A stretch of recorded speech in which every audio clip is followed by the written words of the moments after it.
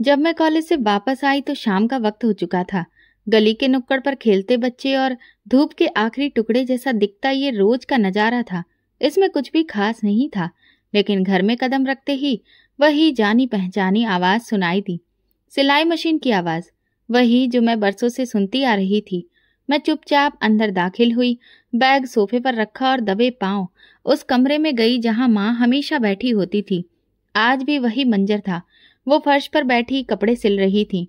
उनका हाथ लगातार सिलाई मशीन के हैंडल पर चल रहा था और बगल में धागों का डिब्बा रखा था जिसमें कई रंगों के धागे थे, जैसे कि मेरे मन के संघर्ष की कहानी सुना रहे हों।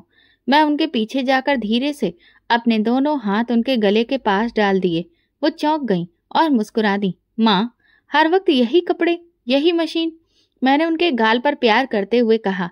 पापा की पेंशन आती है, गुजारा तो हो जाता है ना, फिर क्यों इतनी मेहनत करती हो?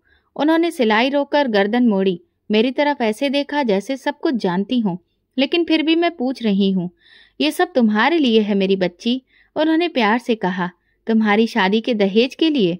मैंने उनके चेहरे की तरफ ध्यान से देखा। वो मुस्कुरा रही थी, मगर उनकी आंखों में थकान की परछाइयां साफ दिखाई दे रही थी। उनके होंठ हिल रहे थे, लेकिन साथ ही वो खांस भी रही थी। वही पुरानी सी खांसी जो अब बहुत जिद्दी होती जा रही थी। माँ, छोड़ दो ये सब, आराम करो, आपकी तबीयत भी ठीक नहीं लग रही है। मैंने उनके हाथ से कपड़ा लेकर एक तरफ रख दिया। नहीं बेटा, अभी तो बहुत पैसा जमा करना है, उन्होंने एक लम्हे को रुककर कहा। वैसे भी काफी पैसा जमा हो भी गया है, कम से कम 20-25 लाख तो हो गए होंगे बैंक में। ये सुनते ही मैं हैरान रह गई। कभी उन्होंने मेरे सामने ये बात नहीं की थी। ये सुनकर दिल जैसे थम सा गया। मैंने सिर्फ इतना कहा, इतना पैसा अकेले कैसे? थोड़ा थोड़ा करके, बरसों की मेहनत है ये, मैंने किसी को नहीं बताया, बस तुम्हारे लिए है। मैंने उनके घुटनों पर सिर रख दिया। माँ, आपने मेरे लिए इतनी मेहनत की, कौन करेगा? अगर माँ करे तो कौन? उनके लहजे में मजबूती थी। तुम्हें पता है ना, तुम जैसी माँ सबको नहीं मिलती, मैंने धीरे से कहा। वह हंसने लगी। तो क्या हुआ, अगर पापा की पेंशन है, घर है, पर अच्छे रिश्ते वाले तो सब कुछ देखते हैं। सिर्फ सादगी नहीं, जेवर, फ्रिज, टीवी, बेड, सब चाहिए होता है। और तुम तो मेरी राजकुमारी हो। तुम्हारी शादी राजकुमारी की तरह होगी। मैंने उनकी आंखों में चमक देखी।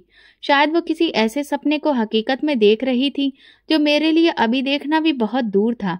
मैं उनकी गोद में सिर रखकर लेट गई। वो मेरे बाल सहलाती रहीं। सिलाई मशीन अब खामोश हो चुकी थी, पर कमरे में जो सुकून था वो उस मशीन की आवाज से कहीं ज्यादा गहरा और प्यार भरा था। माँ, अगर कभी कुछ ना हुआ तो? मैंने धीरे से पूछा। कुछ ना होगा तब होगा, मैंने जो सोच रखा है वो पूरा होकर रहेगा। उनकी खांसी फिर से शुरू हो गई। वो उठकर पानी पीने लगी तो मैं जल्दी से गिलास पकड़ लाई। चलो डॉक्टर के पास चलते हैं, वो कहने लगी। नहीं, ये पुरानी खांसी है, ठीक हो जाएगी, तुम इतनी फिक्र मत किया करो।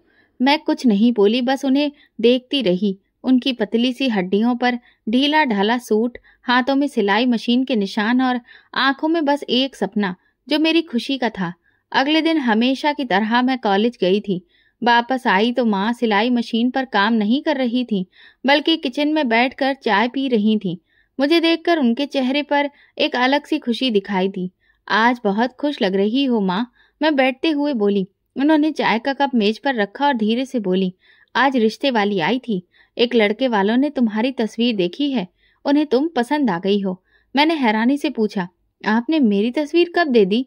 कभी कभी खुद भी तो कुछ करना होता है एक माँ को। मैंने तुम्हें बताया नहीं था, लेकिन कुछ दिन पहले रिश्ते वाली को तुम्हारी तस्वीर दे दी थी। उसने कल शाम को लड़के वालों को दिखाई। कैसे लोग हैं, क्या काम करते हैं? मैं थोड़ा जोश में आ गई। लड़का प्राइवेट कंपनी में इंजीनियर है, घर भी उनका अपना है, बस कल आकर तुम्हें देखना चाहते हैं। माँ, आपने मुझे बताया नहीं, मैं थोड़ी नाराजगी से बोली। बता देती तो तुम परेशान हो जाती। मैं चाहती थी कि सब कुछ खामोशी से हो, बिना किसी दबाव के। मैं खामोश हो गई। अंदर कहीं न कहीं एक उलझन ने घेर कर रख लिया था, और साथ ही ये डर भी, जैसे ये सब कुछ अचानक हो रहा था। अगली सुबह माँ ने मुझसे कहा, बेटा तुम कॉलेज से जल्दी आ जाना, कल वाले रिश्ते वालों ने फोन किया है, वो अब आना चाहते हैं। मैंने उन्हें शाम का वक्त दे दिया है। मैंने हाँ में सिर हिलाया। कॉलेज से आते वक्त मेरे कदम जरा तेज थे, दिल में हल्की सी गर्माहट भी थी। घर पहुंची तो दरवाजा खुला हुआ था। मैंने देखा कि माँ ने घर काफी अच्छे से सजाया हुआ था। मैंने माँ से कहा, ये सब? वो कहने लगी, मैं तुम्हारे लिए सब कुछ बेहतर करना चाहती हूँ। मैंने कहा, माँ, आपने बहुत कर लिया है, अब आप आराम करिए, चाय बनाकर मैं तैयार करती हूँ। वो बोली, नहीं, मैं खुद ही बना लूंगी। उन्होंने जबरदस्ती उठने की कोशिश की, लेकिन जैसे ही वो खड़ी हुई उनका संतुलन बिगड़ गया। मैं तुरंत आगे बढ़ी। माँ, वो मेरे बाजू पर हाथ रखकर रुक गईं। फिर एक लम्हे को उनकी आंखें बंद हो गईं, चेहरा सफेद हो रहा था। माँ, क्या हुआ? मैंने उन्हें बाजू से पकड़कर सहारा दिया। उन्होंने कुछ बोलने की कोशिश की पर उनकी आवाज नहीं निकली। फिर अचानक वो मेरी बाहों में गिर गई। माँ, माँ, आंखें खोलो। मेरा दिल जैसे गले में अटक गया था। मैंने तुरंत मोबाइल उठाया और पड़ोसी को फोन किया। माँ को लेकर मैं अस्पताल की तरफ निकल पड़ी। पूरे रास्ते मैं भगवान से प्रार्थना करती रही कि मेरी माँ को कुछ भी ना हो। उनका सिर मेरी गोद में था और मैं सिर्फ यही कह रही थी, माँ, आप बहुत हिम्मत वाली हैं, आप मेरी माँ हैं, आपको कुछ भी नहीं होगा, आपको मेरे लिए ठीक होना ही होगा। लेकिन जब मैं अस्पताल पहुंची और फिर जो सुना वो मेरे बर्दाश्त से बाहर था।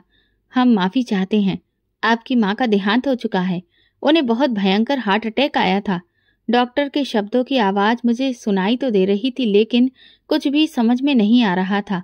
मैं वहीं कुर्सी पर बैठ गई, आंखें बिल्कुल खाली। अस्पताल की रोशनी जैसे मेरी आंखों में चुभने लगी थी। कमरा, डॉक्टर, नर्सें, सब कुछ एक धुंध में बदल गए थे।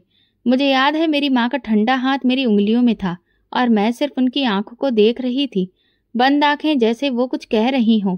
कितनी अच्छी औरत थी, सारी जिंदगी बस अपनी बेटी के लिए ही जीती रही। मोहल्ले वाले इसी तरह की बातें कर रहे थे और मैं बस खामोश बैठी हुई थी। मेरी आंखों में आंसू नहीं थे, शायद सदमा इतना गहरा था कि आंसू भी अब सूख चुके थे। बस अंदर सब कुछ खाली था। ऐसा लग रहा था जैसे किसी ने मेरे पैरों तले से जमीन खींच ली हो।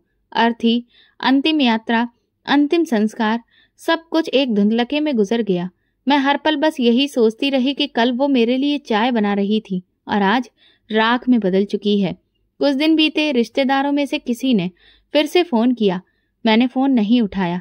भला मैं क्या कहती कि जिनके लिए सब कुछ जमा किया था वो अब नहीं रही, कि अब मेरे पास ना तो माँ है और ना ही कोई सहारा। माँ के जाने के बाद पूरा घर जैसे खामोश हो गया था। दीवारों से उनकी आवाजें आती थीं, कमरों में उनकी महक अभी भी बाकी थी और मैं बस जैसे किसी खाली सन्नाटे में रह गई थी। चुपचाप दिन गुजरते रहे। मोहल्ले की कुछ औरतें आती जाती रहीं, पर कोई ऐसा नहीं था जो माँ की कमी को पूरा कर सके। तीसरे दिन मेरी बुआ आई। उनकी आंखें सूजी हुई थीं, साथ में फूफा जी भी थे। घर में दाखिल होते ही बुआ मुझे गले लगाकर रोने लगी। मेरी बच्ची, तेरी माँ तो सब कुछ तेरे लिए करके गई, पर तुझे अकेला छोड़कर चली गई। अब तो हमारे सिवा तेरा कोई नहीं है, इसीलिए अब यहाँ रहने का कोई फायदा नहीं है। अब हमारे साथ चल, आखिर तेरे अपने बस हम ही तो हैं। मैंने सब सुना, लेकिन खामोश पड़ी रही। ना मैं इनकार कर सकी और ना ही हाँ कह सकी। बस ये समझने की कोशिश कर रही थी कि अब जिंदगी कहाँ लेकर जाएगी। बुआ ने कमरे का एक चक्कर लगाया, फिर बोली, ये घर भी अब वीरान हो गया है, इसीलिए तो कह रही हूँ कि अकेली लड़की यहाँ कैसे रहेगी। फिर अगले ही दिन फूफा जी मुझे अपने घर ले आए। सादा सा मोहल्ला, छोटा सा घर, लेकिन अब मुझे एक छत मिल गई थी। शुरू के दिन कुछ अजीब से गुजरे। बुआ मुझे हर वक्त गले लगाकर कहती, तुम हमारी बेटी जैसी हो, अब तुम्हें किसी भी चीज की फिक्र करने की जरूरत नहीं है। मैं हर रात माँ की तस्वीर देखकर सोती और दिल ही दिल में उनसे कहती, माँ, मुझे समझ में नहीं आ रहा कि आगे क्या होगा, लेकिन मैं समझने की कोशिश कर रही हूँ। एक शाम जब सब लोग खाना खा चुके थे, बुआ बर्तन समेट रही थी और मैं किचन में उनकी मदद कर रही थी। अचानक उन्होंने पूछा, बेटा, तुम्हारी माँ कुछ पैसे वगैरह छोड़ गई थी? मैंने धीरे से जवाब दिया, हाँ बुआ, माँ ने बताया था कि तकरीबन 25 लाख रुपए बैंक में जमा हैं। वो सब मेरी शादी के लिए उन्होंने जमा कर रखे थे। बुआ के हाथ रुक गए। बर्तन वहीं छोड़कर वो मुड़ी और मुझसे कहा, इतनी बड़ी रकम, तुम्हें पता है ये रकम तो किसी की पूरी जिंदगी की कमाई होती है। मैंने हाँ में सिर हिला दिया। जी माँ, बहुत मेहनत करती थी, वो चाहती थी कि मेरी शादी अच्छे घर में हो। वो कुछ देर चुप रही, फिर बोली, चलो ऐसा करते हैं, कल बैंक चलते हैं, उन पैसों का ठीक ठाक बंदोबस्त कर लेते हैं ताकि वक्त पर काम आए। तुम्हें रिश्ते के लिए भी तो कुछ तैयारी करनी होगी। मेरे दिल में हल्का सा कुछ खटका सा महसूस हुआ, पर मैंने उसे नजरअंदाज कर दिया। सोचा बुआ बड़ी हैं, उन पर भरोसा तो करना ही पड़ेगा ना। अगले दिन हम बैंक गए। मेरे पास माँ की पासबुक थी और माँ का मृत्यु प्रमाण पत्र भी, जो बैंक में स्टाफ को माँ की मृत्यु की सूचना देने और पूरी रकम निकलवाने के लिए जरूरी था। जब मैंने सारी प्रक्रिया पूरी कर ली तो मुझे एक नया अकाउंट खुलवाने के लिए कहा गया, लेकिन बुआ ने मेरा हाथ पकड़कर कहा, नहीं, ऐसा करो कि ये सारी रकम तुम मेरे अकाउंट में डाल दो, घर जाकर हम सब कुछ समझ लेंगे। ये सुनकर मैं थोड़ा हिचकिचाई, लेकिन उन्होंने मजबूत लहजे में कहा, देखो तुम अब अकेली हो, अगर तुम्हारे साथ कुछ भी हो गया तो फिर ये पैसे कहाँ जाएंगे। मैं तुम्हारी बड़ी हूँ, तुम्हें मुझ पर भरोसा करना चाहिए। मैं सच में उलझन में पड़ गई थी, समझ नहीं आ रहा था कि क्या करूं। वैसे बुआ की बात ठीक थी कि रकम बहुत बड़ी थी और जिम्मेदारी भी, और फिर मैंने सारे पैसे उनके अकाउंट में जमा करवा दिए। फॉर्म पर जब मैं दस्तखत कर रही थी तो मेरे दिल में एक अजीब सी बेचैनी थी, लेकिन फिर भी मैंने खुद को समझा लिया, ये मेरे पिता की बहन है, भला ये मेरे साथ कुछ गलत क्यों करेंगी। घर जाकर बुआ ने तुरंत मेरे लिए चाय बनाई और नाश्ता तैयार किया। फिर मुझे सामने बिठाकर बोली, अब हम तुम्हारी शादी की तैयारी बहुत अच्छे से करेंगे। तुम्हारी माँ की आखिरी इच्छा थी कि तुम्हें अच्छे घर में विदा किया जाए। मैं हल्की सी मुस्कुराहट के साथ उनकी इस बात का शुक्रिया अदा किया, लेकिन फिर भी मेरा दिल पूरी तरह से निश्चिंत नहीं था। बुआ के बर्ताव में कुछ बदलाव सा लग रहा था, जैसे अब वो ज्यादा ही औपचारिक हो गई थी। धीरे धीरे 2 हफ्ते गुजर चुके थे।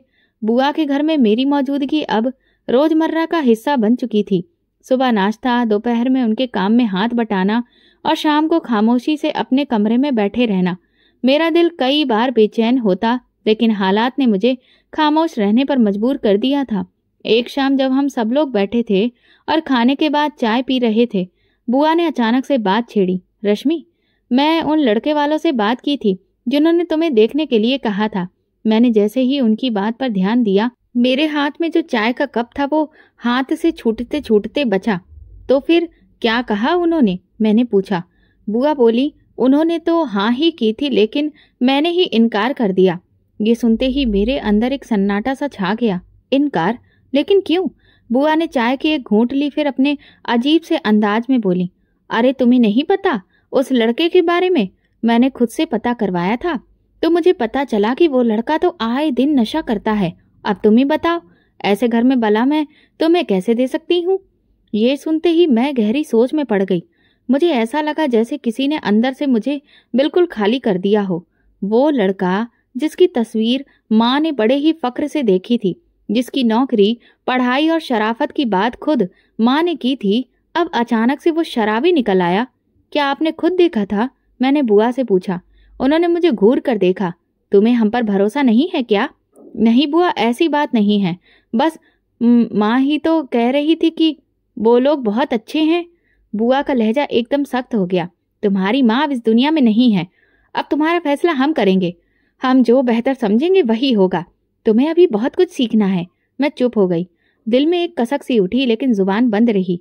अगले दिन मैंने रोज की तरह सारे घर के काम निपटाए। झाड़ू, बर्तन, कपड़े, सब कुछ जैसे अब मेरी जिम्मेदारी बन गया था। शाम को फूफा जी आए तो मैंने सुना वो बुआ से धीमी आवाज में कह रहे थे, तुमने पैसे अपने अकाउंट में जमा करवा लिए हैं? अब क्या सोचा है लड़की के बारे में? बुआ की आवाज साफ सुनाई दी, अभी कुछ नहीं, अभी तो बहुत काम बाकी है। वो जब खुद पूछेगी तब देखेंगे। ये सुनते ही मेरे कदम जैसे जमीन में धंस गए। यानी बात मेरी हो रही थी और मेरे लिए फैसले भी खामोशी से लिए जा रहे थे। रात को जब सब लोग सोने चले गए तो मैं छत पर जाकर बैठ गई। नीचे शहर का शोर सुनाई दे रहा था, लेकिन मेरे अंदर एक सन्नाटा था जो हर गुजरते दिन के साथ गहरा होता जा रहा था। मैंने अपनी डायरी निकाली और लिखा, माँ, आज पहली बार लगा जैसे मेरे अपने फैसले मेरे हाथों से फिसल रहे हैं। मैंने चुपचाप सब कुछ उनके हवाले कर दिया, आपके पैसे, आपका सपना, सब कुछ। और माँ, मैं अब बस एक तमाशाई बन गई हूँ। अगले दिन बुआ ने मुझे साथ में बाजार चलने को कहा। हमें थोड़ी बहुत खरीदारी करनी थी। बुआ ने अपने लिए नए सूट लिए। जब मैंने कहा कि मेरे लिए भी कुछ लेना है तो उन्होंने साफ कह दिया, अभी तुम्हारी शादी की तारीख थोड़ी तय हुई है, इसलिए फिजूल खर्ची की क्या जरूरत है। मैं चुप हो गई। वापसी पर वो बैंक के पास से गुजरी तो बोली, पैसे तो सुरक्षित हैं, फिक्र मत करो, तुम्हें जरूरत पड़ेगी तो बताना। मैंने पलटकर नहीं देखा और ना ही कोई जवाब दिया। कुछ दिनों के बाद शाम के वक्त फूफा फिर आए। मैं उस वक्त किचन में चाय बना रही थी जब उनकी आवाज सुनाई दी। इस लड़की को मैंने सारा दिन घर में काम करते देखा है, कब तक ये इस तरह यहाँ रहेगी? तुम इसके लिए कोई रिश्ता क्यों नहीं देखती? बुआ ने हंसते हुए जवाब दिया, ये कोई आसान काम थोड़ी है, अभी तो इसका दिमाग भी बहुत कुछ सीखने वाला है, और वैसे भी इतने लड़के थोड़ी ना है जो हर हफ्ते कोई ना कोई मिल जाए। चाय कप में डालते वक्त मेरे हाथ कांपने लगे। मैंने खुद को संभाला और ट्रे में चाय रखकर उनके सामने रख दी। फूफा जी ने मुझे देखा, कुछ बोलने के लिए होंठ खोले, लेकिन फिर चुप हो गए। शायद उनकी जुबान साथ नहीं दे रही थी। सुबह जब मेरी आंख खुली तो आंगन में पानी बहने की आवाज सुनाई दी। नींद में डूबी आंखें किसी और ही धुन में थीं, लेकिन नींद तुरंत टूट गई। जैसे ही बुआ की आवाज सुनाई दी, अगर उठ गई हो तो बर्तन धो लो, कल रात के भी रह गए थे। मैंने आंखें मसली, दुपट्टा डाला और चुपचाप किचन में चली गई। वहां देखा तो बर्तनों का अंबार मेरा इंतजार कर रहा था। कल के खाने के बाद सब लोग सोने चले गए थे। मैं भी थकान से चूर थी, लेकिन आज उन सबका हिसाब बराबर किया जा रहा था। काम खत्म होते ही आंगन की सफाई करने का हुक्म मिला, फिर कपड़ों की धुलाई। बुआ कहने लगी, नौकरानी ने तो मेरी नाक में दम कर रखा था, इसीलिए मैंने उसे नौकरी से निकाल दिया। वैसे भी छोटा सा घर है, तुम तो सारा काम कर ही लेती हो। मैं हर काम चुपचाप करती। दिन में कॉलेज जाती, शाम को वापस आकर वही रूटीन, वही जिम्मेदारियां। शुरू शुरू में बुआ कहती थी, बेटा तुम बहुत समझदार हो, तुम्हारे बस की बात है। फिर धीरे धीरे उनके जुमले बदलने लगे, अब ये सब तुम ही करोगी, हमसे नहीं होता। वो बच्ची है, उसे आराम भी करने दिया करो। लेकिन बुआ का जवाब हमेशा यही होता, जब अपने घर जाएगी तब आराम कर लेगी, यहाँ तो जो है वो करना ही है। एक दिन शाम को जब मैं कॉलेज से वापस आ रही थी, मोहल्ले की एक औरत रुकी। उनके साथ में एक और औरत थी, शायद वो रिश्ता करवाने वाली थी। उन्होंने कहा, बेटी तुम बहुत खूबसूरत हो, बहुत शरीफ भी लगती हो, अगर इजाजत हो तो एक रिश्ता दिखाऊं? लड़का बैंक में नौकरी करता है। मैं खामोश रही। फिर उस औरत ने खुद ही कहा, चलो ठीक है, हम तुम्हारी बुआ से बात कर लेंगे। शाम को वे लोग आए। बुआ ने उन्हें बिठाया, चाय पिलाई, उनकी पूरी बात सुनी और फिर साफ इनकार कर दिया। हमें अभी शादी की फिक्र नहीं है, अभी तो हमारी बच्ची छोटी है। मैं कमरे से सब कुछ सुन रही थी। जब वे लोग चले गए तो मैंने हिम्मत करके पूछा, बुआ आपने उन्हें इनकार क्यों कर दिया? बुआ ने कहा, ये क्या तुम्हारा काम है पूछने का? हम जानते हैं कि कब क्या करना है। रिश्ता कोई सब्जी नहीं होती जो रोज कोई आके देखे। मैं चुप हो गई। अगले दिन फिर किसी ने बुआ से मेरे बारे में बात की, लेकिन जवाब वही था, हमें नहीं करनी अपनी भतीजी की शादी, ये सबके बस की बात नहीं है। ये बात दिल में चुभती जरूर थी, लेकिन मेरी जुबान बंद थी। इनकार की वजह कभी मेरी उम्र, कभी मेरी पढ़ाई, कभी मेरे लिए अच्छे रिश्ते का इंतजार बताया जा रहा था। हालांकि दिल कहता था कि वजह कुछ और ही है। अक्सर मैं खुद से सवाल करती, क्या वो मेरा ख्याल रख रही हैं या फिर बस वक्त गुजार रही हैं? लेकिन जवाब हमेशा धुंधला होता। एक दिन जब मैं बाजार से सौदा लेकर आई तो अंदर से आवाज आई, सच कहूं तो बड़ी काम की है, सुबह से शाम तक सब कुछ कर देती है। हम तो ऐसी ही नौकरानी की तलाश कर रहे थे। बड़े नसीब वाले हैं जो बैठे बिठाए ऐसी नौकरानी मिल गई। भला किसे फ्री में ऐसी नौकरानी नहीं चाहिए? मेरे कदम रुक गए। कानों में शोर होने लगा। वो शायद अपने किसी रिश्तेदार से फोन पर बात कर रही थी। मैं अंदर गई और चुपचाप सारी चीजें रखकर बाहर आ गई। मेरी खूबसूरती, मेरी मेहनती होना, जो कभी माँ की आंखों की चमक था, अब मेरे लिए बोझ बन गया था। लोग देखते, बात करते, बुआ इनकार कर देती। कुछ लोग तो बार बार आते, लेकिन हर बार जवाब एक ही होता। फूफा की खामोशी अब खटकने लगी थी।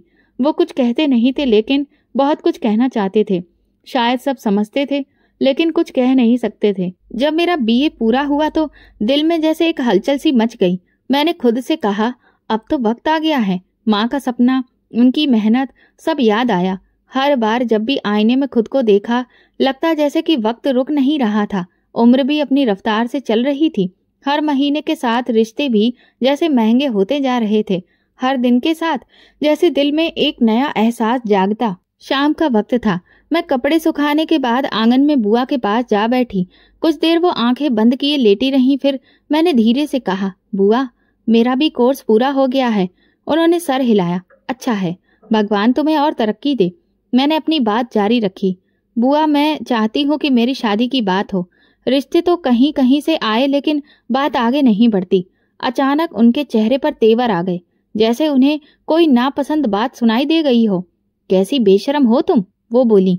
अपने मुंह से कह रही हो कि मेरी शादी करवा दो। जमाना बदल गया है क्या? लड़कियां खुद अपने रिश्ते मांगती हैं। मैं एकदम से चुप हो गई।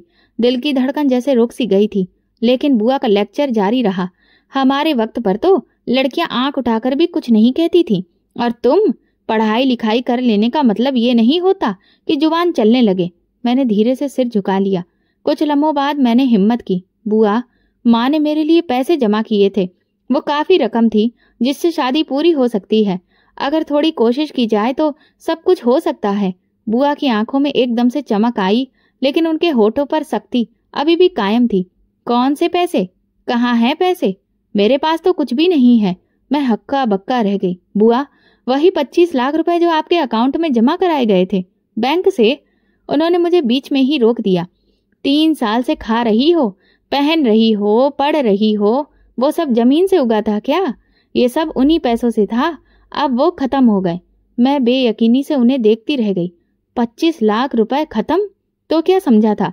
3 साल की रोटी, तुम्हारे कपड़े, कॉलेज की फीस, इलाज, दवा, सब कुछ मुफ्त में मिल रहा था। तुम्हारे पापा का घर भी तो हमने देखा है। हमारा भी अधिकार है उसमें। मैंने अपना दिल थाम लिया। सब कुछ धुंधला सा हो गया था। मैं कुछ कहना चाहती थी लेकिन आवाज नहीं निकली। मैं जानती थी कि वो रकम अभी तक बैंक में है। उसका खर्च ऐसा था ही नहीं कि यूं खत्म हो जाता। पर बात रकम की नहीं, भरोसे की थी। जब इंसान बोझ बन जाता है तो सब कुछ बदल जाता है। रात को कमरे में जाकर मैंने माँ की साड़ी निकाली। उस साड़ी में बहुत सारे सपने लिपटे थे। वही साड़ी जिसे माँ मेरे दहेज की चीजों के साथ रखना चाहती थी। मैंने उसे गोद में रखा और चुपचाप बैठ गई। दरवाजे के बाहर से आवाज आई, ये लड़की बहुत तेज हो गई है। आजकल जुबान भी इसकी बहुत चलती है। बुआ शायद फूफा से बात कर रही थी। उनकी आवाज में अब वो मिठास नहीं थी जो शुरू में हुआ करती थी। उसे लगता है कि हमने उसके पैसे हड़प लिए हैं। वो भूल गई है कि हमने उसे अपने पास रखा है। फूफा कुछ भी नहीं बोले, या शायद बोले हों, पर मेरे हक में अब सिर्फ खामोशी ही बाकी थी। अगली सुबह घर के काम के दौरान मैंने उनकी बातों पर ध्यान देना छोड़ दिया। किचन में बर्तन धोती रही। हाथ अपने आप चलते रहे, लेकिन दिमाग एक एक हिसाब जोड़ रहा था। कौन सा दिन था जब मैंने उन पर भरोसा किया, और कौन सा दिन है जब उस भरोसे की कीमत चुका रही हूँ। दोपहर में एक और रिश्ता आया। इस बार वो लोग खुद आए थे। फूफा के जानने वालों के रिश्तेदार थे। मुझे देखकर उनके चेहरे खिल गए। मैं उन्हें पसंद भी आ गई थी। लेकिन जवाब वही था, अभी हम शादी नहीं करना चाहते। मैंने पहली बार अंदर ही अंदर खुद से सवाल किया, क्या सपने सिर्फ तब तक खूबसूरत होते हैं जब तक वो हकीकत ना बन जाएं? शाम को मैं छत पर बैठी थी। नीचे गली में बच्चों का शोर था। दूर कहीं आरती की आवाज आ रही थी। आसमान पर कुछ बादल तैर रहे थे। माँ की वो बात याद आई, तुम्हारी शादी राजकुमारी की तरह होगी। मैंने आसमान की तरफ देखा। कहाँ राजकुमारी और कहाँ ये हाल।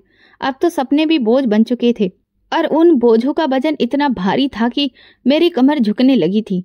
मैंने दिल में फैसला किया, अगर ये सब कुछ ऐसे ही चलता रहा तो अब मुझे खुद ही कोई ना कोई रास्ता निकालना होगा। ये खामोशी और ज्यादा बर्दाश्त नहीं हो सकती। सपने अगर बोझ बन जाएं तो या तो उन्हें पूरा करना पड़ता है या फिर दफन। पिछले कुछ दिनों से मेरे मन में सिर्फ एक ही बात चल रही थी, क्या वो सब सच था जो बुआ ने कहा? क्या सच में वो 25 लाख रुपए खत्म हो गए हैं? क्या माँ की बरसों की मेहनत यूं ही 3 साल में मिट्टी हो गई? मेरे सवाल बढ़ते जा रहे थे।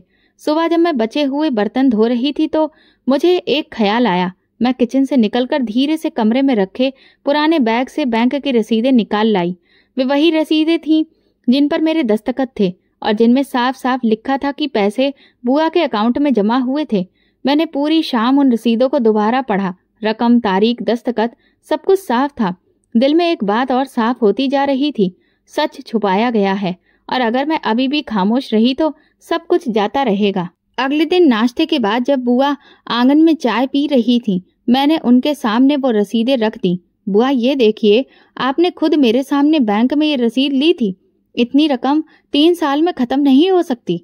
बुआ ने एक नजर रसीदों पर डाली, फिर दांत पीसते हुए बोली, और ये रसीदें साबित करती ही क्या हैं? ये तो पुरानी बात है।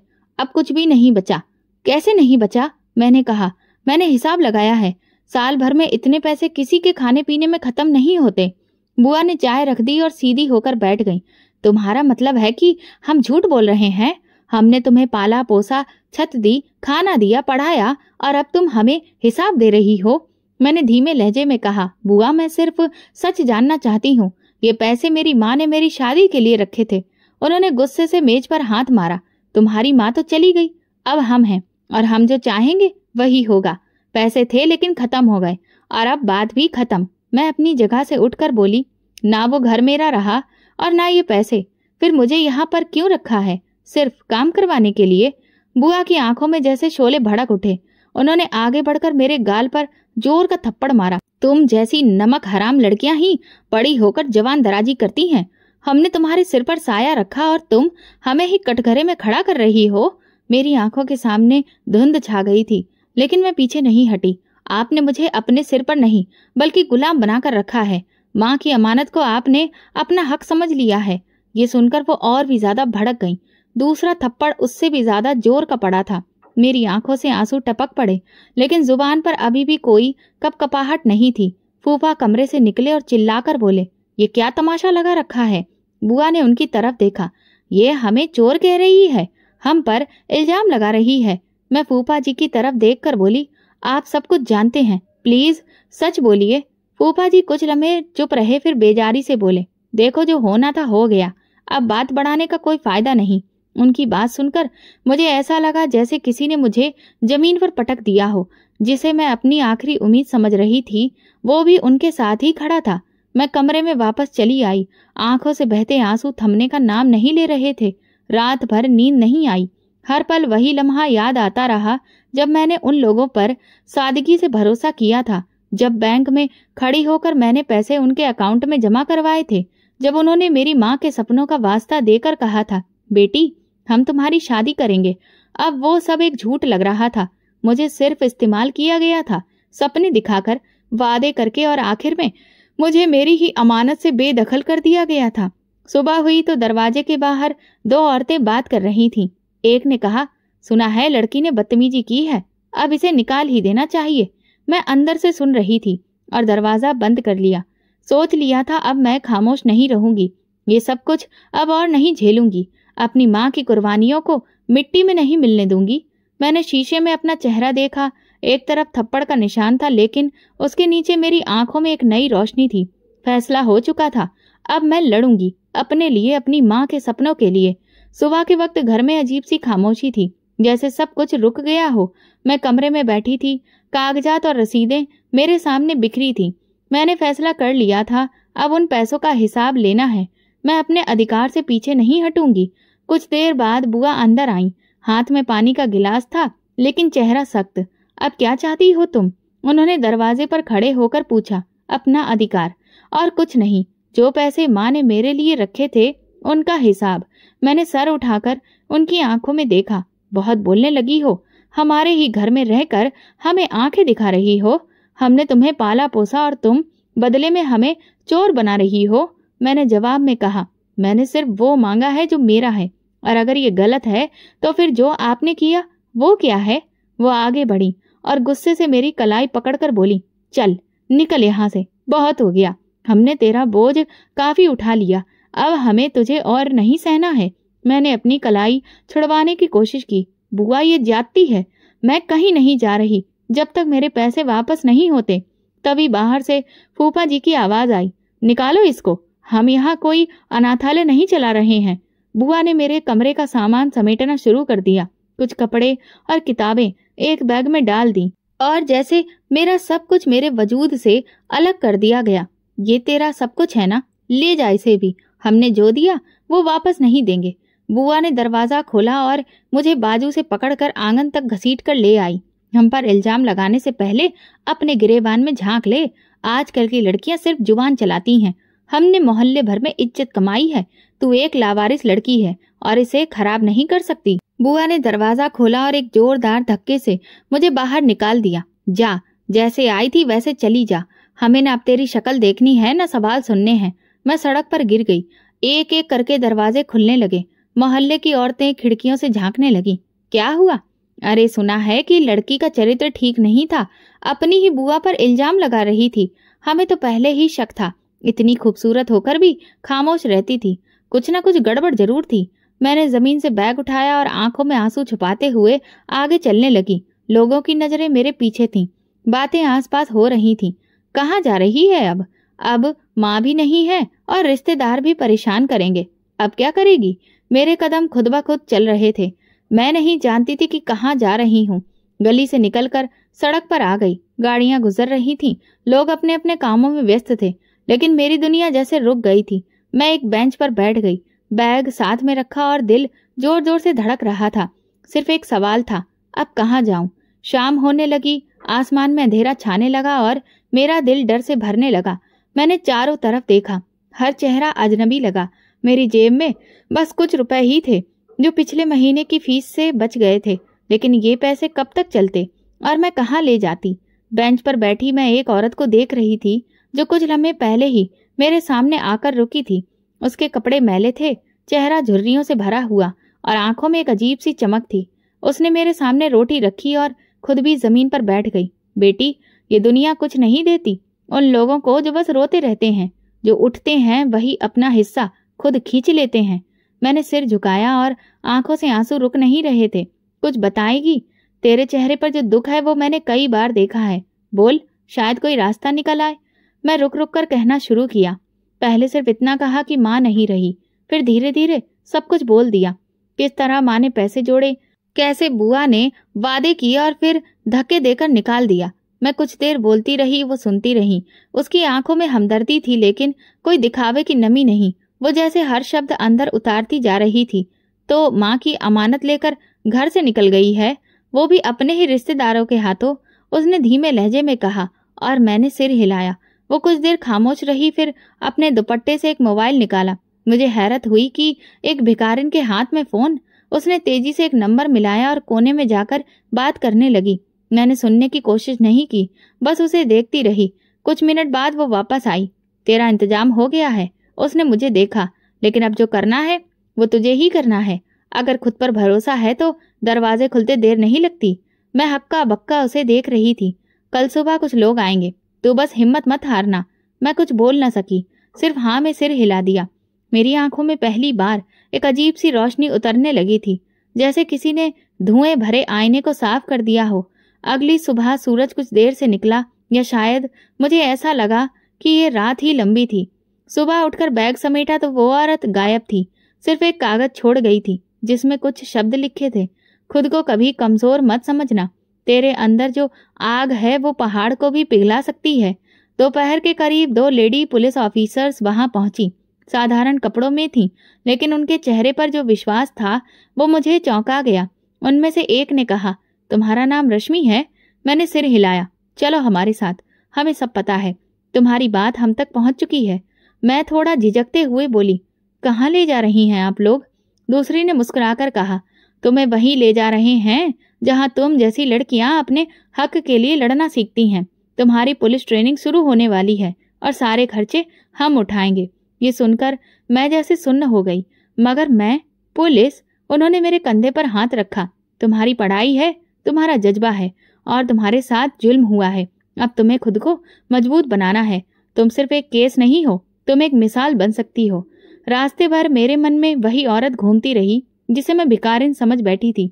वो शायद कोई आम औरत नहीं थी, शायद किसी डिपार्टमेंट या किसी खास मिशन की अफसर थी, लेकिन उनकी आंखों में जो चमक थी वो सच थी, जैसे वो जानती हो कि मैं खुद को गिरने नहीं दूंगी। हम पुलिस ट्रेनिंग सेंटर पहुंचे, जहां एक छोटा सा कैंप था। वहां कुछ और लड़कियां भी मौजूद थीं। उन सब की अपनी अपनी कहानी थी। किसी को उनके बाप ने निकाल दिया था, तो किसी को उसके पति ने छोड़ दिया था और किसी की माँ को ससुराल वालों ने मार दिया था। मैंने वहां सीखा कि कमजोर वो नहीं होते जिनके पास कुछ भी नहीं होता, बल्कि कमजोर वो होते हैं जो लड़ना छोड़ देते हैं। उस रात मैंने अपनी डायरी में पहली बार कुछ लिखा। माँ, आज किसी ने मेरी माँ बनने की कोशिश की। उस औरत ने मेरे अंदर की वो रोशनी जगा दी जो मैं खुद ही भूल गई थी। अगर मैं कुछ बन गई तो सिर्फ इसलिए कि किसी ने मुझे भिखारी नहीं एक इंसान समझा। मेरी ट्रेनिंग की शुरुआत हुई। दिन लंबे थे, दिन थक जाता था, लेकिन फिर भी एक सुकून था। मैं जानती थी कि ये सफर आसान नहीं है, लेकिन बहुत जरूरी है। अब मैं किसी पर बोझ नहीं थी।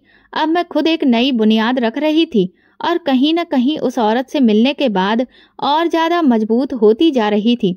भगवान अनाथों के सिर पर हाथ रखता है, बस हिम्मत नहीं हारना। ट्रेनिंग का पहला दिन शुरू हुआ तो मुझे पहली बार एहसास हुआ कि असली सफर तो अब शुरू हुआ है। सुबह 4 बजे की शुरुआत, गहरे अंधेरे में लाइन में खड़े चेहरे और सख्त लहजे में दिए गए आदेश। हर लम्हा एक परीक्षा था। शरीर के साथ साथ दिमाग भी लगातार आजमाइशों में था। इंस्पेक्टर सानिया जो हमारी कोच थी, पहली बार सामने आई तो उनकी आंखों में जो शक्ति थी वो उनके शब्दों से ज्यादा साफ झलक रही थी। यहाँ जज्बात लेकर नहीं आए हो, उन्होंने कहा। यहाँ सिर्फ अनुशासन, हिम्मत और सहनशीलता ही तुम्हारे काम आएगी। अगर ये 3 चीजें नहीं है तो बाहर का रास्ता सामने है। मैंने उनकी बात सुनी और आंखें नीचे रख ली, लेकिन दिल में कुछ और ही चल रहा था। माँ का चेहरा, वो 25 लाख रुपए, वो सिलाई मशीन और बुआ की चीखने चिल्लाने की आवाजें, सब एक साथ मन में घूम रहे थे। पहली बार मैं 2 किलोमीटर की दौड़ थी। गर्मी में सांसें टूट रही थी, पसीना आंखों में चुभ रहा था, लेकिन मैंने हार नहीं मानी। साथ वाली लड़की नीचे गिर गई, उसकी सांस फूल गई, लेकिन मैंने अपने कदम धीमे नहीं होने दिए। मैंने दिल में एक ही बात ठान ली, माँ मैं आपका सपना हूँ और मुझे पीछे नहीं हटना। दिन भर की कठिनाइयों के बाद जब रात को बिस्तर पर लेटती थी तो शरीर दर्द कर रहा होता था, लेकिन नींद नहीं आती थी। मैंने चुपके से वो तस्वीर निकाली जो मैं अपने साथ लाई थी। माँ, आपने जो मेरे लिए सोचा है वो सब मैं अपने हाथों से हासिल करूंगी। कुछ लड़कियां मुझे अजीब नजरों से देखती थीं। उन्हें पता चल चुका था कि मैं कहाँ से आई हूँ। कुछ मुझसे दूरी बनाए रखती तो कुछ तंज कसती थीं, लेकिन मैंने कभी किसी की तरफ पलटकर नहीं देखा, क्योंकि मैं सिर्फ अपने रास्ते पर थी। एक दिन शारीरिक सहनशीलता की परीक्षा हुई। रेत के मैदान में 2 घंटे का मार्च, वो भी बिना किसी सुरक्षा के। मेरे घुटनों पर जख्म आ गए, लेकिन मैंने सर से कुछ भी नहीं कहा। हेड ने कहा, जो हार मानते हैं वो नाकाम हैं, लेकिन जो अपने दर्द से सीखते हैं वही कामयाब होते हैं। मैंने खुद से कहा, मेरा दर्द मेरी कमजोरी नहीं है, बल्कि मेरा हथियार है। ट्रेनिंग के दौरान एक दिन इंस्पेक्टर सानिया ने मुझे ऑफिस में बुलाया और कहा, रश्मि, तुम्हारे अंदर कुछ अलग है, कुछ ऐसा जो हर किसी में नहीं होता। मैंने नजरें नीचे कर ली और बस इतना कहा, मेरी माँ ने सपने देखे थे और मुझे उन्हें पूरा करना है। वो बोली, तो याद रखो, अब तुम पीछे नहीं जा सकती। तुम्हारे रास्ते अब सिर्फ आगे हैं, और अगर तुमने हार मानी तो सिर्फ खुद को नहीं, उन सबको मायूस करोगी जो तुम्हें मिसाल मानकर जीने का हौसला रखते हैं। उनकी बातें मेरे दिल में उतर गईं। उस रात पहली बार मैंने अपनी डायरी में सिर्फ एक बात लिखी, अब मैं रुकूंगी नहीं। ट्रेनिंग के आखिरी हफ्ते में एक फिजिकल टेस्ट हुआ। वही दौड़, वजन के साथ रुकावटों को पार करना और टारगेट शूटिंग। मेरे ग्रुप की सबसे तेज लड़की हेमा थी। वो कहती थी, रश्मि, तुम तो बिल्कुल कोई फिल्मी कैरेक्टर लगती हो, और मैं बस मुस्कुरा देती थी। मेरी फिल्म का इंसाफ अभी बाकी है। वो हंसती और कहती, अच्छा तो फिर विलन कौन है? मैं कहती, वो जो रूप लेकर दूसरों के सपनों को खत्म करते हैं। फिर आखिरी दिन आया। हम सब लाइन में खड़े थे। वर्दी हाथ में दी गई। जब मैंने पहली बार खाकी रंग की पुलिस यूनिफॉर्म पहनी तो एक पल के लिए माँ का चेहरा मेरी आंखों के सामने आ गया। वही फक्र भरी आंखें, वही चमक। इंस्पेक्टर सानिया ने मुझे बैच लगाया और कहा, बधाई हो, अब तुम सिर्फ रश्मि नहीं, ऑफिसर रश्मि हो। पूरी ट्रेनिंग आंखों के सामने घूम गई। वो रातें, वो धक्के, वो औरत जिसे मैं बेकार समझ बैठी थी, वो बेंच, सब कुछ। मैंने दिल में सिर्फ एक बात कही, माँ, अब आपकी बेटी अपने पैरों पर खड़ी हो गई है, मजबूत, आत्मविश्वास से भरी और आपके सपनों को पहचान देने वाली। जब मैंने पहली बार थाने की दहलीज पर कदम रखा तो दिल में एक अजीब सी हलचल थी। ये वही रश्मि थी जो कभी सड़क के किनारे मदद के लिए बैठी थी, लेकिन अब हर कदम में एक भरोसा था। हर सांस के साथ मन में बस एक ही बात चल रही थी, अब मैं कभी किसी की बेटी को रोने नहीं दूंगी। पहले कुछ दिनों में मुझे जमीनी फील्ड ड्यूटी की जिम्मेदारियां सौंपी गईं।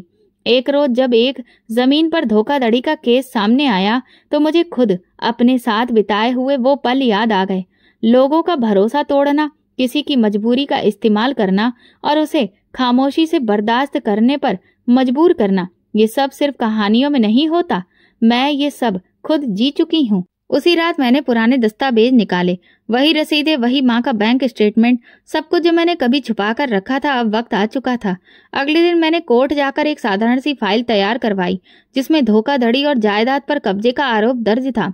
नाम दर्ज किए गए मेरी बुआ और फूफा के, लेकिन जैसे ही केस दर्ज किया अंदर से एक बोझ उतर गया।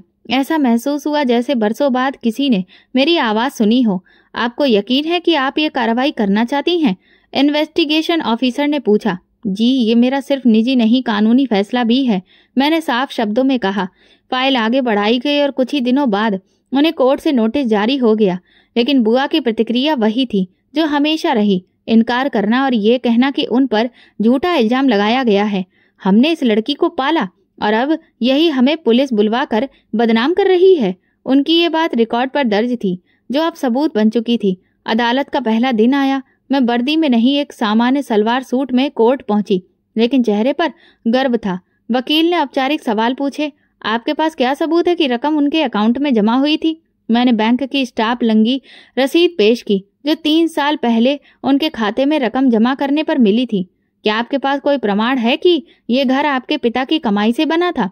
मैंने पापा के ऑफिस का वो लेटर पेश किया जिसमें उन्हें इस मकान का मालिकाना हक और प्लॉट अलॉट होने की पुष्टि थी। जज ने फाइल बंद करते हुए कहा, सबूत स्पष्ट और विश्वसनीय हैं। अदालत इस मामले में निर्णय सुरक्षित रखती है। कुछ दिनों बाद फैसला आया। मुझे मेरे पिता के मकान का कानूनी हक और साथ ही 25 लाख रुपए का हर्जाना लौटाने का आदेश दिया गया। ये सुनकर मेरा दिल रुक सा गया। ये वही पल था जिसके लिए मैंने खुद को दोबारा जोड़ा था। कोर्ट से बाहर निकलते वक्त बुआ ने मेरी ओर देखा। उनकी आंखों में अब वो पुराना गुरूर नहीं था। फूफा भी खामोश खड़े थे। मैं बस उनके पास से गुजरती हुई इतना बोली, ये बदला नहीं, अधिकार था जो आपने मुझसे छीना था, वो आज कानून ने मुझे लौटा दिया है। इसके बाद मैं सीधे उस घर के दरवाजे पर पहुंची जहां मेरा बचपन बीता था। दरवाजा खोला, आंगन वैसा ही था, लेकिन खामोशी कुछ बदल चुकी थी। कमरे की दीवारों पर अभी भी माँ की सिलाई मशीन के निशान बाकी थे। मैंने आसमान की ओर देखकर बस इतना कहा, माँ, आपकी बेटी ने अपना वादा पूरा कर दिया है। आपके सपने को मैंने इंसाफ की रोशनी में बदल दिया। उस रात ऐसा महसूस हो रहा था जैसे सब कुछ अपनी जगह पर लौट आया हो। कुछ दिन बाद वो औरत जिसे मैं पहली बार सड़क पर मिली थी दोबारा मिली। इस बार उसका चेहरा साफ था और कपड़े सलीके से थे। मैंने तुमसे कहा था ना कि हिम्मत मत हारना, मैं मुस्कुराकर बोली। आपने मेरे लिए जो किया मैं उसे जिंदगी भर नहीं भूलूंगी। उसने मेरा हाथ पकड़ा और कहा, अब तुम दूसरों के लिए वो रोशनी बनो जो तुम्हें रास्ता दिखा गई थी। मैंने सिर हिलाया। अब जो कुछ भी था वो मेरा था और अब जो मैं बन चुकी थी वो बहुत सी लड़कियों के लिए उम्मीद का चिराग बनने वाला था। वो दिन गर्म था मगर मेरे चेहरे पर सुकून था। थाने में मेरी ड्यूटी सुबह 7 बजे से शुरू होती थी।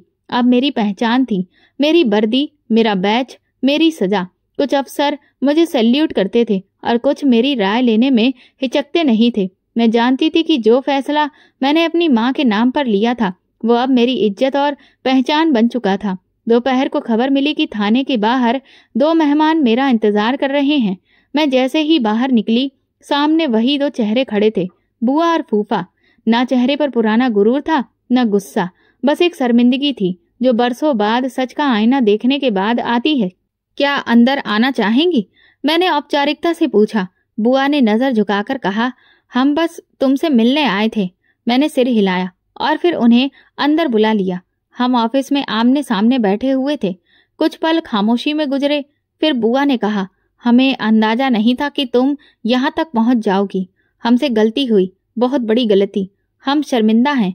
मैंने सब सुना और फिर नरमी से कहा, वक्त के साथ हर इंसान बदल सकता है, लेकिन कुछ फैसले कभी मिटते नहीं। आपने जो किया वही मेरी जिंदगी की नींव बना, इसीलिए मैं शिकायत नहीं करती। बुआ ने धीरे से पूछा, अब तुम खुश हो? मैंने पहली बार मुस्कुराकर कहा, बहुत, और सुकून में भी। वो दोनों इजाजत लेकर जाने लगे तो मैंने बस इतना कहा, शायद भगवान ने आपको मेरी जिंदगी में एक वजह से भेजा था और मैंने वो वजह पहचान ली है। अगले हफ्ते मेरी एक केस पर मीटिंग थी। वापसी पर रास्ते में डिप्टी इंस्पेक्टर ने हमारी पास वाली सीट पर बैठे हुए एक अफसर की ओर इशारा करते हुए कहा, इंस्पेक्टर नमन, ये रश्मि है, हमारी बेहतरीन ऑफिसर्स में से एक। नमन ने हल्के मुस्कान के साथ हेलो कहा। मैंने भी मुस्कुराकर जवाब दिया। मुलाकात मामूली थी, लेकिन उन दिनों वही मामूली बातें ही बदलाव की शुरुआत कर रही थी। कुछ महीने गुजरे। काम के दौरान हम कई बार एक ही जगह पर तैनात रहे। नमन थोड़ा कम बोलता था, लेकिन जब वो बोलता था तो उसके शब्दों में गहराई होती थी। एक दिन इंस्पेक्टर सानिया ने मजाक में कहा, रश्मि, तुम और नमन एक टीम में बहुत अच्छे लगते हो। मैं हंस पड़ी। हम दोनों ज्यादा बोलने वालों में से नहीं थे, शायद इसीलिए वक्त के साथ बातें बढ़ती बनती गईं। नमन ने अपनी जिंदगी के किस्से सुनाए और मैंने अपनी। एक दिन उसने संजीदगी से कहा, तुम जैसी लड़की जो जमीन से उठकर आसमान तक पहुंची है, अगर तुम साथ हो तो जिंदगी की हर मुश्किल आसान हो सकती है। मैंने कुछ नहीं कहा, बस माँ की तस्वीर को देखकर खुद से ये सवाल किया, माँ क्या आप यही चाहती थीं? जवाब दिल से आया, वो जो तुम्हें इज्जत दे वही तुम्हारे काबिल है। कुछ महीने बाद हमारी शादी सादगी से हुई। हमारे कुछ साथी अफसर और कुछ करीबी लोग शादी में शामिल हुए। न कोई दिखावा, न कोई कीमती जेवर, बस दो बराबर के लोग जिन्होंने एक दूसरे की आंखों में सच्चाई देखी। शादी के बाद मैंने माँ की तस्वीर हाथ में लेकर कहा, माँ, मैंने आपका सपना पूरा किया। मैं किसी के सहारे से नहीं बल्कि अपने कदमों पर चलकर ये मुकाम पा पाई हूँ जहाँ आप मुझे देखना चाहती थी। कुछ दिनों बाद मैंने वो घर पूरी तरह से अच्छे से रेनोवेट करवाया जो कभी मेरे बचपन का हिस्सा था। पुरानी दीवारों को रंग करवाया, सिलाई मशीन को वैसे ही एक कोने में रखा जैसी वो माँ के समय में थी। हर सुबह जब भी वर्दी पहनकर निकलती तो मेरे दिल में ये जज्बा होता कि ये नौकरी सिर्फ मेरे जीवन को चलाने का एक हिस्सा नहीं बल्कि मेरी पहचान है। मैं हर उस लड़की के लिए खड़ी थी जो कभी अनाथ हुई, बेसहारा हुई या किसी ने उसके सपनों को चुराया। आज अगर कोई कहता कि ये वही लड़की है जिसे उसके रिश्तेदारों ने धक्का दिया था तो मैं मुस्कुराकर देखती। आज मैं वही धक्के किसी और को खाने नहीं देती। रात को डायरी के पन्नों पर मैंने लिखा, मैं अनाथ हूँ लेकिन बेसहारा नहीं। भगवान मेरे साथ है, मेरी माँ का आशीर्वाद मेरे साथ है। कहानी भले ही पूरी नहीं हुई थी लेकिन सपनों को उड़ान मिल चुकी थी और हर सुबह मेरी कलम से एक नई कहानी लिखी जा रही थी। ये कहानी हमें सिखाती है कि अगर नीयत सच्ची हो, माँ का आशीर्वाद साथ हो और भगवान आपके लिए रास्ता बनाता चले तो वो आपको कभी भी गिरने नहीं देगा। तो दोस्तों, अगर आपको हमारी ये कहानी पसंद आई हो तो प्लीज कमेंट करके जरूर बताएं। वीडियो को लाइक करें और ज्यादा से ज्यादा शेयर करें। अगर आप चैनल पर नए हैं तो सब्सक्राइब जरूर करें और नोटिफिकेशन बेल दबाएं ताकि अगली अपडेट सबसे पहले आपको मिले। धन्यवाद। जब पहली बार होश संभाला तब तक मेरी जिंदगी का सब कुछ बदल चुका था। मुझे ये याद नहीं कि मेरे माँ बाप कैसे दिखते थे। यादें बस कुछ धुंधली सी तस्वीरें थीं, जैसे बारिश में भीगी कोई पुरानी फोटो जिस पर हाथ फेरते ही और धुंधलापन छा जाए। लेकिन एक बात मैं हमेशा महसूस करती थी, एक खालीपन, जैसे कोई साया जो हर वक्त साथ हो मगर छूकर देखो तो कुछ भी नहीं। मेरा नाम निशा है। मैं एक मिडिल क्लास परिवार की औलाद थी, अपने माँ बाप की आंखों की प्यारी। लेकिन मैं बस 2 साल की थी जब एक दिन अचानक गाड़ी का एक्सीडेंट हुआ और वो दोनों इस दुनिया को छोड़ गए। मुझे वो हादसा याद नहीं, लेकिन हर बार जब मेरी चाची गुस्से में मुझे ताना देती थी तो मैं सुनती, जिस दिन ये पैदा हुई थी उसी दिन वो लोग मर गए। तो मेरे अंदर कुछ टूट जाता था। 2 साल की उम्र में माँ बाप को खो देना क्या होता है ये समझ नहीं आता था। हर चेहरा अजनबी लगता था, हर दिन एक नई मुसीबत जैसा लगता था। मेरी चाची की आवाज आज भी कानों में गूंजती है, वो आवाज जो कभी भी माँ की लोरी जैसी नहीं थी। अरे ये लड़की है या मुसीबत, सुबह उठते ही ठन ठन करती रहती है। मेरी चाची के लिए मैं हमेशा एक बोझ थी। चाचा ने कभी कुछ नहीं कहा, कभी भी प्यार से सर पर हाथ नहीं रखा। शायद उनके अंदर कोई कमजोरी थी या शायद वो मेरी चाची से डरते थे। मेरी अपनी माँ की कोई खास रिश्तेदार नहीं थी, वो पहले ही अनाथ थी। पापा के भी सगे भाई बहन नहीं थे, बस एक सौतेला भाई था यानी मेरे चाचा, वही मुझे अपने साथ ले आए थे। लेकिन वो घर, वो छत जो एक अनाथ के लिए सहारा होनी चाहिए थी, मेरे लिए एक कैद बन गई। पहले दिन जब मैं उस घर में दाखिल हुई तो मेरी चाची ने मेरे हाथ से गुड़िया छीनकर उसे जोर से फर्श पर फेंक दिया। ये खेलने के दिन नहीं हैं तुम्हारे, अब काम करना सीखो। मैं बुरी तरह से डर गई थी। गुड़िया के साथ जैसे मेरा भी दिल टूट गया था। मुझे समझ नहीं आता था कि मैं किस गुनाह की सजा भुगत रही हूँ। चाची रोज नया काम देती, कभी झाड़ू कभी बर्तन। अगर गलती हो जाती तो जूते पड़ते, गालियां भी सुननी पड़ती, और वो शब्द जो मेरी छोटी उम्र के लिए जहर से कम नहीं थे। देख, यही वजह है, तभी तो मैं कहती हूँ इसे मत लाओ घर, कल को न जाने क्या मुसीबत बन जाएगी। चाचा कभी कुछ कहने की कोशिश करते तो चाची ऊंची आवाज कर देती, तुम्हें तो वैसे भी मुझसे दिक्कत है, क्या मैं किसी की भलाई कर रही हूँ? तुम्हारे भाई की निशानी होगी ये लड़की, लेकिन मेरे लिए तो बस एक खर्चा है। मैं चुपचाप रोती रहती थी, कभी किसी कोने में, कभी रजाई के अंदर, जहाँ कोई सुन न सके। मेरा दिल चाहता कि माँ आ जाए, मुझे गोद में उठाए, मेरी गुड़िया वापस कर ले, लेकिन वो तो किसी और ही दुनिया में चली गई थी। एक दिन बारिश हो रही थी, बिजली चमक रही थी, मैं खिड़की के पास बैठी छत से टपकते पानी को देख रही थी। चाची ने जोर से पुकारा, झापड़ खाएगी या फिर बर्तन धोएगी? दोपहर का खाना गरम कर। मैं भागकर किचन में गई, पैर फिसल गया और हाथ जल गया। चाची ने एक नजर भी नहीं डाली, बस गाल पर एक थप्पड़ मारा। इतना सा काम करना भी नहीं आता तुझे? चाचा ने बीच बचाव करने की कोशिश की। बस करो, बच्ची है। अच्छा, बच्ची है, 2 साल की तो नहीं रही है अब, और हमने कोई अनाथालय नहीं खोल रखा है। वो रात मेरी आंखों से नींद छीन ले गई। मेरे दिल से सुकून की ठंडक खत्म हो चुकी थी। मैं जल्दी ही समझ चुकी थी कि दुनिया में मेरा कोई नहीं है। हर इंसान सिर्फ अपने फायदे के लिए सोचता है, और हर दिल में कोई ना कोई हिसाब चलता रहता है। मैं तो बस एक गैर जरूरी मजबूरी थी, जो ना चाहते हुए भी जिंदा थी। मेरी चाची ने मुझे हमेशा सिर दर्द समझा, लेकिन मुझे तब अंदाजा हुआ जब मैंने देखा कि मैं उनके लिए सिर्फ एक बोझ नहीं बल्कि कमाई का मौका भी थी। उसी सुबह जब मैं आटा गूंथ रही थी, तभी दरवाजे पर दस्तक हुई। चाची ने दुपट्टे का पल्लू सीधा किया और सख्त लहजे में बोली, जा देख कौन है, खड़ी क्या देख रही है? मैं दरवाजे तक गई। बाहर एक उम्रदराज औरत और एक आदमी खड़े थे, जिसके बालों में सफेदी झलक रही थी। उन्हें देखकर दिल में हल्की सी हलचल हुई, लेकिन मैं तुरंत पीछे हट गई और चाची को बुला लाया। उस दिन चाची का लहजा बदला हुआ था, जैसे बादलों से भरे मौसम में अचानक सूरज निकल आया हो। वो औरत कहने लगी, हमें कुछ पता चला है कि आपके पास एक लड़की है। मेरी चाची ने मेरी तरफ इशारा किया। ये है निशा, कामकाज में माहिर है, शांत स्वभाव की है, कुछ भी कहो अपनी जुबान से कुछ नहीं कहती। मैं वहीं चुपचाप खड़ी रही। उस आदमी ने मुझे ऊपर से नीचे तक देखा। मेरे शरीर पर पुराने कपड़े थे, 2 उंगलियों पर आटा लगा था, और दिल वो तो कब का पत्थर हो चुका था। उनके जाने के बाद चाची का व्यवहार अचानक बदल गया। उस दिन पहली बार उन्होंने नरमी से खाना निकाला। खा ले, आज बहुत खुशी का दिन है। मैं कुछ नहीं बोली। सवाल मन में उठ रहे थे, लेकिन होंठ बंद रखे, जैसे अंदर कोई दरवाजा खुलने वाला हो जिसके पीछे अंधेरा हो। 2 दिन बाद चाचा ने धीमे से पूछा, ये क्या तय कर दिया है तुमने? बच्ची अभी छोटी है। चाची ने झल्लाकर जवाब दिया, अच्छा छोटी है, काम कर लेती है, खाना बना लेती है, बड़ी हो चुकी है, हमें कौन सा इसे राजकुमारी बनाकर रखना है। चाचा चुप हो गए। मैंने उनकी आंखों में कुछ हलचल देखी, जैसे वो कुछ कहना चाहते थे, लेकिन जुबान साथ नहीं दे रही थी। रात को मैंने चाची को एक आदमी से बात करते सुना। जी बिल्कुल, लड़की हमारी ही है, कोई दिक्कत नहीं होगी, आप बस पैसे वक्त पर दे दीजिएगा, बाकी सब हम देख लेंगे। ये जुमला मेरे दिल पर पत्थर की तरह गिरा। अब बात सिर्फ रिश्तों की नहीं रही थी, अब ये एक सौदा बन चुका था। मैं उन लोगों के लिए इंसान नहीं, बस एक चीज बन गई थी। दोपहर को मनोरमा मौसी आई। वो चाची से कहने लगी, बड़ा अजीब रिश्ता है, वो आदमी बहुत बड़ा है, उम्र में कोई ढंग की नौकरी भी नहीं करता, और लड़की अभी बच्ची है।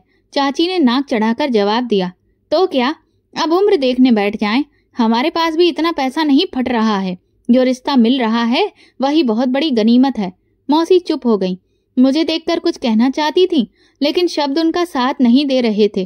फिर चाची ने मेरे लिए एक पुरानी ड्रेस निकाली, उसे प्रेस किया और कहा, अब यही पहनना है, अगले हफ्ते शादी है। मैंने कुछ नहीं कहा, अब हैरान होना भी छोड़ चुकी थी, बस चुपचाप सब सहना मेरी आदत बन गई थी। शादी वाले दिन बारिश हो रही थी। मोहल्ले के कुछ लोग, मनोरमा मौसी और कुछ अजनबी चेहरे जमा थे। पंडित मंत्र पढ़ रहा था और मैं उस आदमी के बगल में बैठी थी। पंडित ने कहा, हाथ उस आदमी के हाथ पर रखो। मैं चुपचाप बैठी रही। तभी चाची ने मेरी कमर पर जोर से चिकोटी काटी और मैंने हाथ रख दिया, और इस तरह से वो सौदा पूरा हो गया। शादी के बाद मैं विदा होकर अपने पति अमित के साथ ससुराल आ गई। वो खामोश इंसान थे और उनके चेहरे पर उम्र के निशान साफ दिखते थे। उन्होंने गाड़ी की चाबी घुमाई और बस इतना कहा, चलो। रास्ते भर कोई भी बात नहीं हुई। मैं खिड़की से बाहर देखती रही। बारिश की बूंदें खिड़की पर गिर रही थीं। जब हम उनके घर पहुंचे तो दरवाजे पर 3 औरतें खड़ी थीं। अमित ने मेरी उनसे पहचान करवाई। ये मेरी बहनें हैं। उन तीनों ने मेरी तरफ ऐसे देखा जैसे कोई नई नौकरानी आ गई हो। यही है, एक ने कहा। हाँ यही है, अमित ने ठंडा सा जवाब दिया।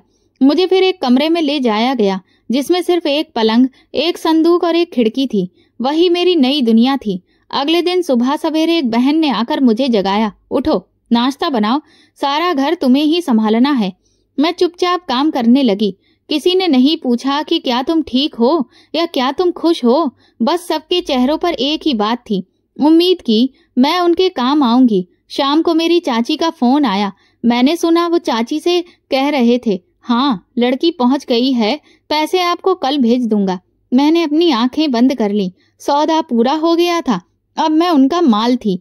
दरवाजा बंद होते ही मुझे अंदाजा हो गया था कि जिस घर को मैंने एक नई शुरुआत समझा था वो सिर्फ एक और कैद खाना है। फर्क बस इतना था कि पहले मुझे अपनी चाची के आदेश सुनने पड़ते थे। अब अमित की माँ और उनकी 3 बहनें थीं। सबके चेहरे पर लिखा था कि वे मुझसे क्या चाहते हैं। पहला दिन खामोशी में गुजर गया। कमरा जिसमें मुझे रहने को दिया गया था, वहां से खिड़की का नजारा सिर्फ एक दीवार था। हवा भी धीमी धीमी आती थी, जैसे इजाजत लेकर। शाम को अमित आए। उनकी आंखों में न प्यार था न अजनबीपन। वो बस थके हुए लगे। मुझे देखकर बोले, कोई दिक्कत तो नहीं हुई? मैंने सिर हिलाकर कहा, नहीं, ये घर बहुत छोटा है, वक्त के साथ तुम्हें आदत हो जाएगी, उन्होंने कहा और दूसरी तरफ मुंह मोड़ लिया। वो मुझसे बात करने नहीं आए थे, बस औपचारिकता निभा रहे थे। अगली सुबह सूरज निकलने से पहले ही दरवाजे पर दस्तक हुई। नंद की आवाज आई, उठो, नाश्ता बनाना है, सास को दवाई भी देनी है, बर्तन भी धोने हैं। मैं नींद की हालत में उठी, जल्दी जल्दी दुपट्टा लिया और बाहर निकली। नाश्ता बनाने की आदत तो थी, लेकिन यहाँ अंदाज बिल्कुल अलग था। चीजें रखने का तरीका, सास की पसंद नापसंद, हर चीज में गलती निकलती रहती थी। सास किचन के दरवाजे पर लाठी लेकर खड़ी रहती थी।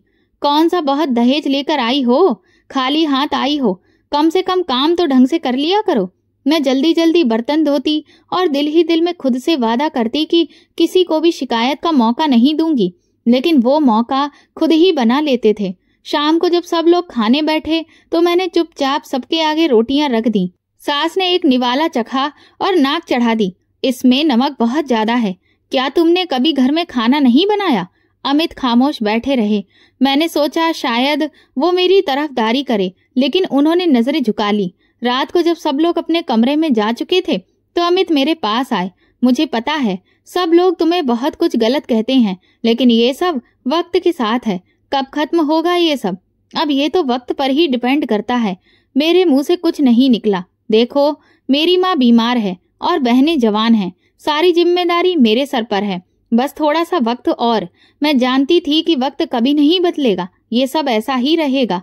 अगले दिन सास ने मुझे बाजार भेजा। आलू, प्याज, धनिया सब ले आना और वापसी में दवा भी लाना। पैसा बचाकर खर्च करना, हम कोई बहुत अमीर नहीं हैं। बाजार जाना कुछ देर की आजादी जैसा लगा, लेकिन वापस आते ही वही ताने, इतना सारा खर्च क्यों कर दिया? छोटी छोटी चीज भी संभाल नहीं सकती हो? मैंने उन्हें हिसाब दिया, रसीद भी दिखाई, लेकिन उन पर कोई फर्क नहीं पड़ा। वक्त गुजरने लगा, दिन, हफ्ते, महीने। मैं घर का हर कोना जान गई थी, हर आवाज का मतलब समझने लगी थी। कब मेरी नंद ताने देगी, कब सास बेमन से बोल देगी, कब कोई मेरी शिकायत करेगा, सब समझ में आने लगा था। मैं कभी कभी सोचती थी कि अगर मैं वाकई इस घर की बहू थी तो क्या कभी किसी ने मुझे दिल से अपनाया था, कभी आशीर्वाद दिया था, या ये सब कुछ मेरा हिस्सा ही नहीं था? कमरे में एक अलमारी खाली थी जिसमें एक पुरानी गुड़िया रखी थी जो बचपन में टूट गई थी। मैं कभी कभी उसे देखती और सोचती शायद अब वो भी मुझ पर हंसती हो, क्योंकि कैद खाना बदल गया था लेकिन पिंजरा वही था। अमित की खामोशी, सास की कठोरता और नंदों का ताना सब मेरी सांसों को भारी बना चुका था। लेकिन फिर भी मुझे जीना था, क्योंकि कहानी अभी खत्म नहीं हुई थी। वो दिन हमेशा की तरह ही शुरू हुआ, नाश्ता बनाना, झाड़ू लगाना, पानी भरना और फिर बर्तनों की भीड़ में खड़े हो जाना, सब कुछ जैसे हर दिन होता था। लेकिन दोपहर होते ही सास की तबीयत अचानक बिगड़ गई। वो बैठे बैठे कांपने लगी, हाथ से चाय का कप गिर गया और चेहरे का रंग सफेद पड़ गया। मेरी नंदों की आवाजें गूंजने लगीं, माँ को क्या हो रहा है? कोई दवा दो, जल्दी कुछ करो। मैं किचन से दौड़कर आई। सास सोफे पर हल्की बेहोश पड़ी थी। अमित ऑफिस जा चुके थे। मैंने एक पल गवाए बिना पास से ही पर्स उठाया और नंदों के साथ मिलकर सास को अस्पताल पहुंचाया। अस्पताल पहुंचकर मुझे यह एहसास हुआ कि अगर इस घर में वाकई कोई कीमती था तो वो मेरी सास थी। हर एक की सांस जैसे रुक गई थी, क्योंकि उनके बीमार पड़ते ही घर की हालत पूरी तरह लड़खड़ा गई थी। डॉक्टर ने उनका चेकअप किया, कुछ टेस्ट लिखे और दवा भी दी और फिर सलाह दी, इन्हें तुरंत एडमिट करवाओ। लेकिन एडमिट करवाने के लिए पैसे चाहिए थे। मैंने अमित को फोन किया, माँ जी की हालत खराब हो गई है, वो अस्पताल में हैं, पैसों की बहुत जरूरत है। अमित की आवाज थकी हुई थी। मेरे पास तो कुछ भी नहीं है, मैं ऑफिस से छुट्टी लेता हूँ, कुछ करता हूँ। थोड़ी देर में वो पहुंच गए। उनके चेहरे पर फिक्र थी, लेकिन हाथ खाली थे। अमित जहां चौकीदारी करते थे वहां पर लोन की सुविधा थी, लेकिन उसका कोई फायदा नहीं हुआ। हम माँ जी को वापस घर ले आए। दवा चलती रही, लेकिन सास की हालत दिन ब दिन बिगड़ने लगी। नंदे परेशान थीं। हर पल उनकी आवाज में डर था, अगर माँ को कुछ हो गया तो हम कहाँ जाएंगे। एक रात अमित मेरे पास बैठे थे। मैं मेज पर उनके लिए चाय रख रही थी कि उन्होंने कहा, तुमने बहुत हिम्मत दिखाई है, भगवान का धन्यवाद कि तुम साथ में थी। मैंने कहा, यह मेरा फर्ज था। मैंने सर झुका लिया। बस काश मेरे पास कुछ होता जिससे मैं माँ को बचा लेती। कुछ दिनों के बाद सास चल बसी। घर का माहौल अजीब सा हो गया, लेकिन कुछ वक्त के बाद वो खामोशी किसी और चीज में बदल गई। माँ के गुजर जाने के बाद नंदों की नजरें बदल गईं। जहाँ पहले वो अपनी माँ के साए में छिपी हुई थी, अब वो खुद को अकेला महसूस करने लगी। उनकी उम्र बढ़ती जा रही थी और कोई रिश्ता भी नहीं रह गया था। अमित का व्यवहार भी बदल गया था। पहले वो चुप रहते थे, लेकिन अब ज्यादातर गुस्से में रहते थे। एक रात उन्होंने चाय का कप जोर से टेबल पर रखते हुए कहा, अब सब कुछ मेरे ही कंधों पर आ गया है, बहनें, घर, खर्चा, सब कुछ। मैं उनकी बातें सुनती रही चुपचाप। तुम्हें क्या पता कि मुझे कितनी मुश्किल होती है।